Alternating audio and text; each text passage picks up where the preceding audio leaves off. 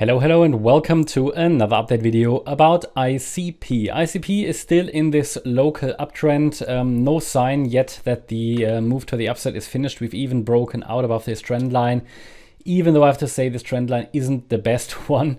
It was pretty messy, so maybe I take it out. But it's a first indication here that we have actually bottomed in this wave 2.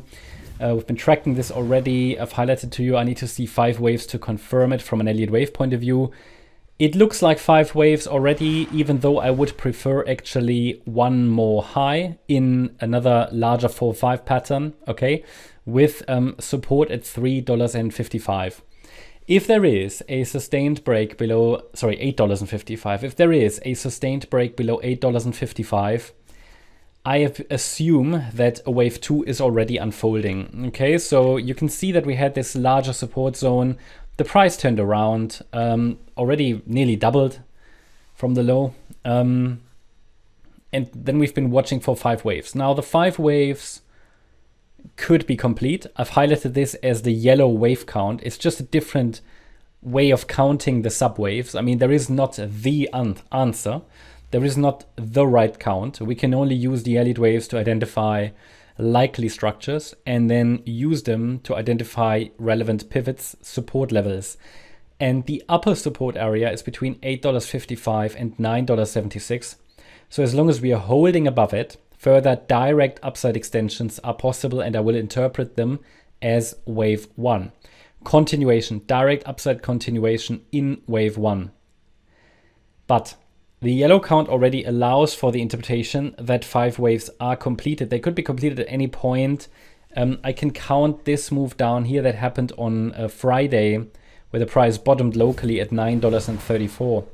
I can call that a 4th wave. It is a little bit shallow. It's not too shallow to be valid, but it is a little bit too weak to be reliable. But it's okay, you know, if you compare the wave 2 and the wave 4, that is okay. I would rather have another 4-5 for clarity. No need, okay? It doesn't need to do it. It's just that we have an upper support area, and as long as we don't break below it, I would not call the pullback wave 2.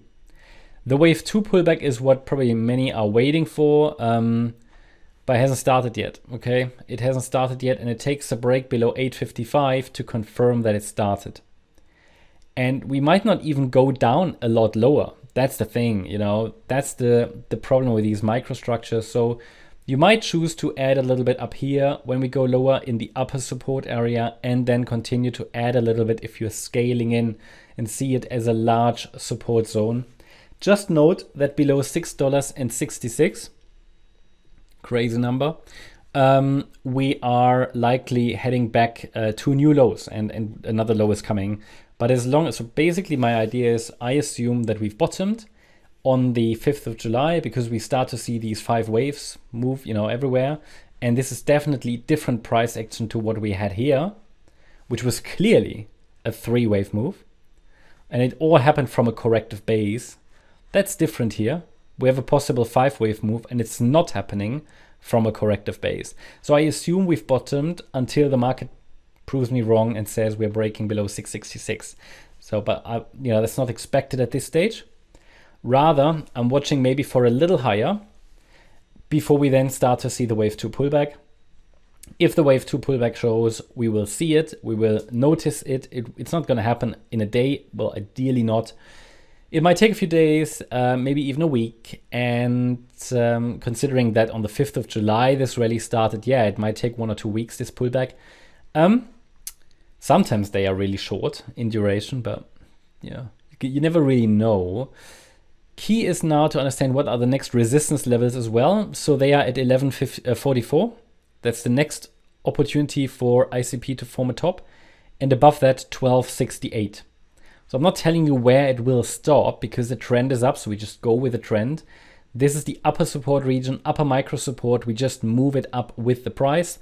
When it breaks, we're likely in the wave 2. That's how I would see this, how I would approach it. Structural resistance is around the $13 level.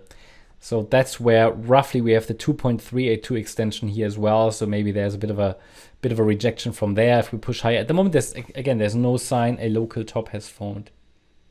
That's my update about ICP. Hope you liked the update. If you did, please hit the like button, leave a comment and subscribe. And if you really like the content, then please check out the channel membership. Also make sure that you follow us on Instagram and Twitter for additional content. Thanks a lot for watching. Bye-bye.